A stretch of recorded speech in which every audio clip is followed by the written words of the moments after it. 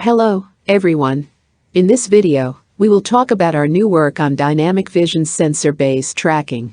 The title is VIS Event, Reliable Object Tracking via Collaboration of Frame and Event Flows. We will first talk about the problem formulation and applications of visual tracking, then, we will focus on our work. The visual track aims at locating the initialized target object and adjust the scale and location of the bounding box along with the movement of the target object. Visual tracking can be widely used in many scenarios, such as the smart city, including city public security, autonomous vehicles, pedestrian tracking, and military field. Usually, this task is conducted based on RGB cameras, which capture the scene with discrete video frames. Many trackers are proposed, and new state-of-the-art performances are obtained one after another. However, the tracking results under very challenging conditions are still unsatisfactory, such as low illumination and fast motion. To address these issues, many works are proposed to address the bad imaging quality of RGB cameras, such as adversarial learning, de-blur, hard sample mining, and so on. However, these issues are still hard to address well, due to the poor performance of RGB images. Recently, some researchers resorted to other sensors to address these problems. Among them, the biologically inspired sensors, i.e., the event cameras, or dynamic vision sensors draw more and more attention from researchers. Because the DVS sensors have their advantages on the high temporal resolution, low latency, low power, and high dynamic range. These features make the DVS sensors work well even in the low illumination, clutter background, and fast motion scenarios. From the perspective of the imaging mechanism, the RGB cameras only record the light intensity of the scene, while the DVS cameras record the light changes asynchronously. That is to say, the pixels of DVS sensors are output binary values independently, and DVS outputs are event flows in the spatial temporal formulation. Although the DVS sensors have many advantages, however, it is not suitable for us to use DVS only for tracking, because it is only sensitive to motion information and not good at capturing the static object. In addition, it also shorts texture or color information, which is also very important for instance-level visual tracking. Therefore, it is natural as combining the two sensors together to achieve reliable object tracking. Finally, we have the chance to handle the challenging factors well, like the low illumination, fast motion, motion blur, illumination variation, and clutter background. Compared with other dual-modality fusion-based tracking settings, such as the RGB thermal, RGB depth, the RGB event tracking has the following key difference and advantages.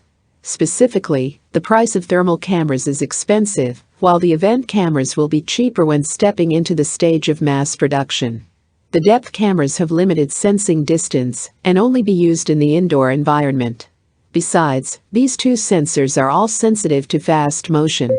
Due to the lack of large-scale tracking benchmark datasets for RGB DVS tracking, the research in this direction is still far behind the RGB camera-based tracking. In this work, we attempt to propose a large-scale tracking benchmark for RGB DVS tracking. Considering its features and advantages, we conduct a massive collection of videos in many scenarios, with DVS 346 camera, including indoor and outdoor scenarios. The target objects including person, vehicle, cat, UAV, pen, cup, tennis ball, basketball, fish, etc. Our dataset also contains scenarios with fast motion, low illumination, clutter background, high dynamic range, and so on. Compared with other DVS-based tracking datasets, our newly proposed VIS event is significantly better than them. From the statistical point of view, our dataset contains 820 videos, and we split them into training and testing subset, which contains 500 and 320 videos, respectively. We also define 17 attributes which are commonly occurred in the tracking task.